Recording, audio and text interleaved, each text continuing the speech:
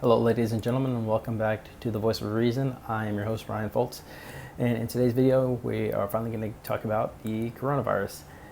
But before I talk about that, you guys might notice a new addition to the set here, this guy.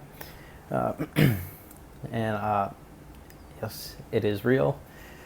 I have just bought it, so I'm a God-fearing, gun-toting patriot now. So on to today's video. Hopefully this won't take but a few minutes. I will try not to be as long as the other videos. But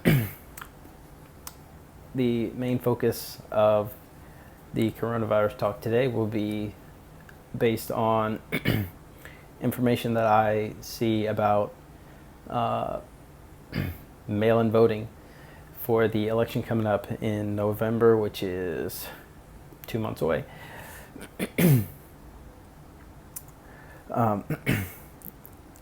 I just kind of want to use my voice of reason to take everyone through the, I guess, the scenarios behind us needing to go to mail-in voting.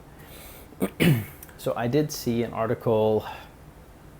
It was either yesterday afternoon or this morning, or maybe it was something on Google when I was searching some. But it said that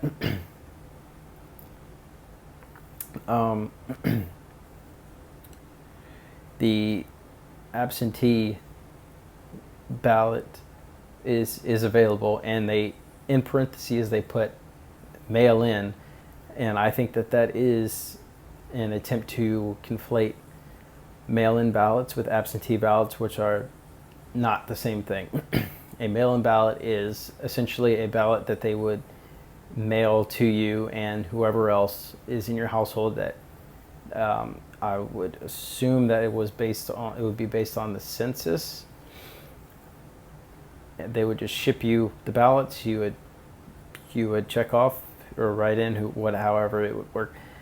The ballot, you'd fill out the ballot, and then you would send it back in the mail, because that is apparently safer than you showing up and doing it in person. And absentee balloting is you go, I don't know exactly how that worked, but you would go to an official place, and they would get your information, your driver's license and all that good stuff, and then they would give you a ballot, and you would fill it out and give it back to them. And that would be like if you were going out of town or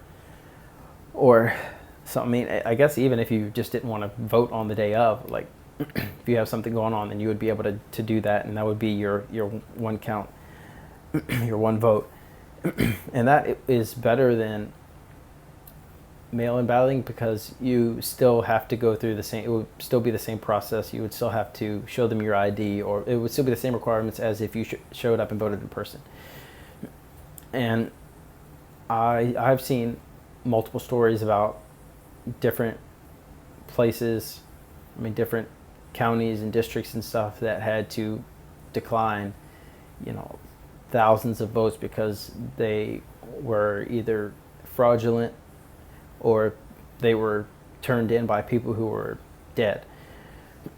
How these people got ballots to vote, I don't know, because even if it was shipped based on the census, there still would be death certificates and stuff like that on people. So I don't understand how that happens. But to move on, so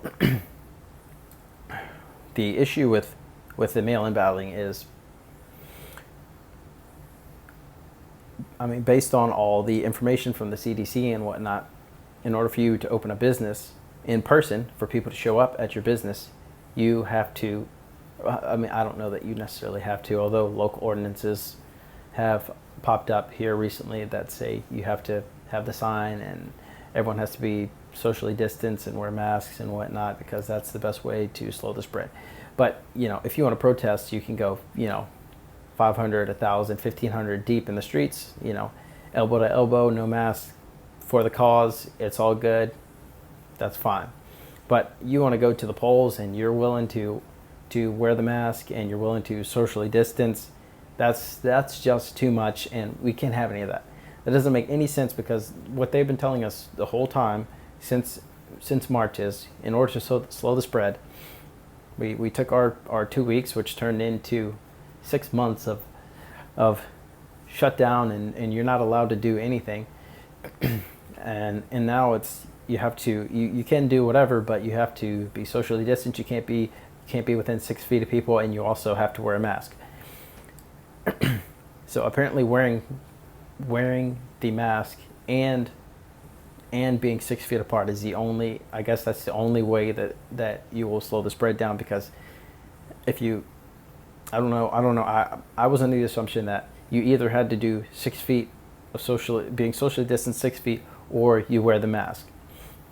And that was two ways that you can go about your daily lives in public around other people, in order to not give everyone a severe version of the flu.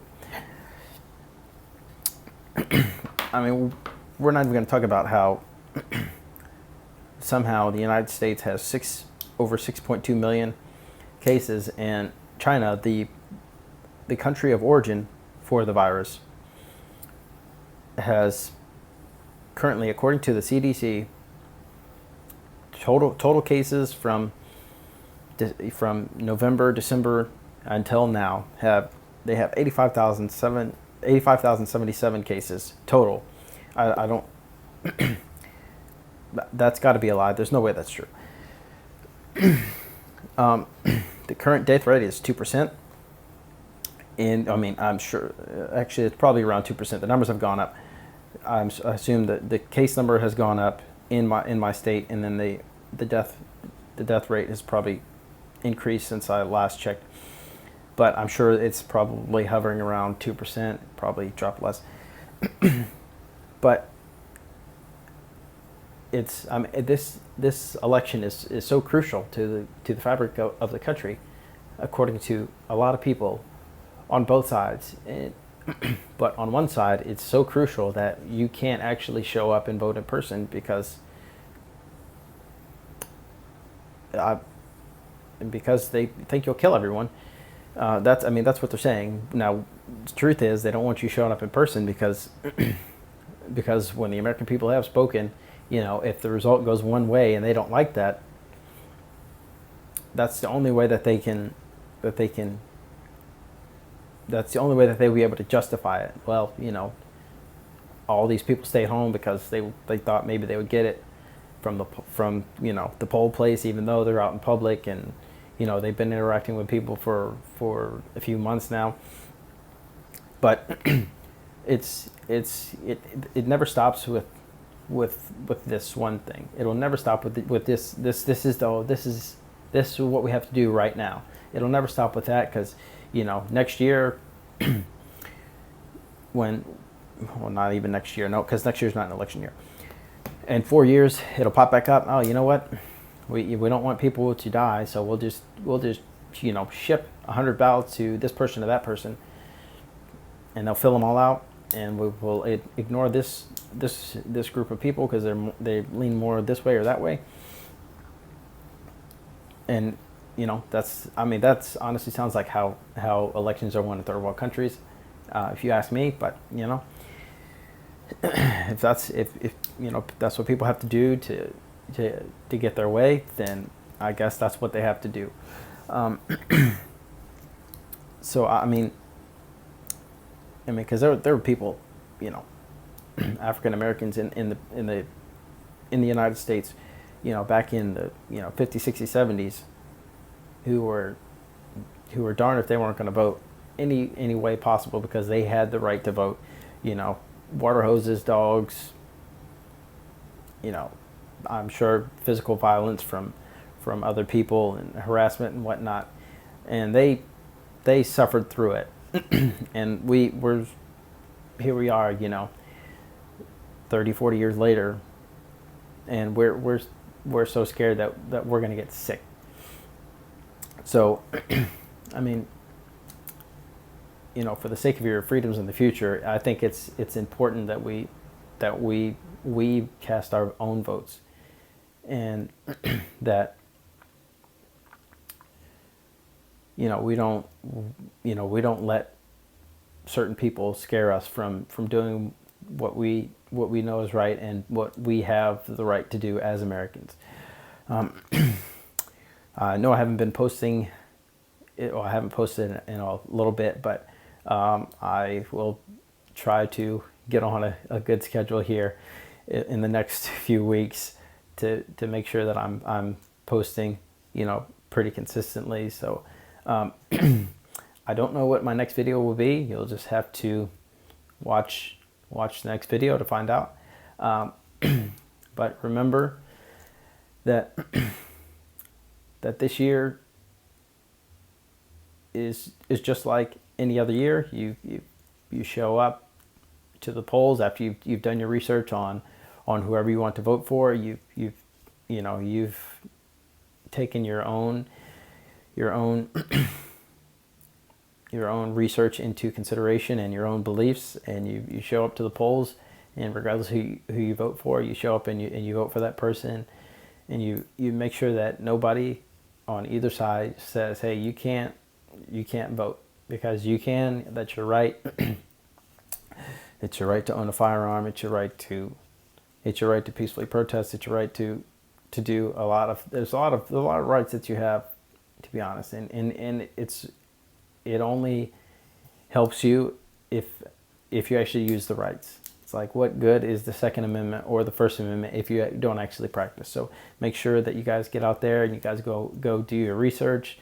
Don't take what anyone else says as gospel truth, even if it is. You make sure you do your research. You figure out which candidate you're going to vote for, which bills you want to vote for, whatever, and you make sure you vote and you cast your vote, and you know that you've done what you're supposed to do for your country.